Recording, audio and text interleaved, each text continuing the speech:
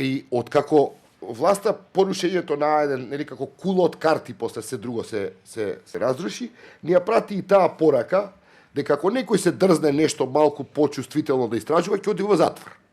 Па огледавме Кежаровски, намерно беше правено, снимките ни ги пуштаа да видиме како ќе се носи во притвор, како плаче ќерка му, како целото семејство негово ја доживува траумата која се уште мислам дека ја живеат и колку што го гледам Кеж уште не е дојден на себе од се она што му се случи.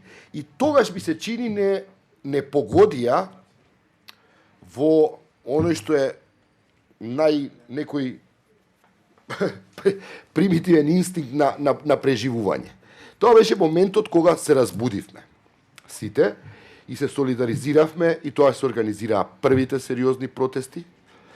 И парадоксално е да се каже, дури и цинично, но случајот Кежаровски треба да се земе како нешто што му се случи добро на македонското новинарство, затоа што видовме дека кога се солидаризираа новинарите, а со тоа повика и голем дел од граѓанството да се солидаризира со нив, видовме дека работите не и одат на власта така лесно како што си ги имаше замислено.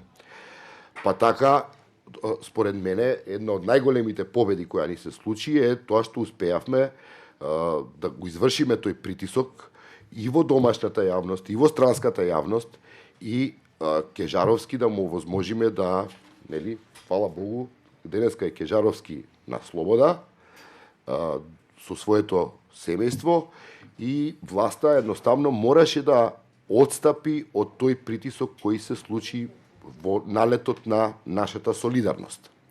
Која, да повторам, ми се чини, ако ја имавме, ако бевме свесни за неа и за нејзината моќ, и ако бевме свесни за тоа колку е важно да се бранат принципите и вредноста, по мене немаше случај ни затварање на еден телевизија. Затоа што јас сегде ја кажувам епизодата во Чешка, кога се прави обид од една владеачка партија во тоа време, околу 2000 година, да именува политички главен уредник во националниот сервис, во јавниот сервис, се случува 100.000 граѓани од Чешка да излезат пред зградата на јавниот сервис и да не дозволат промена на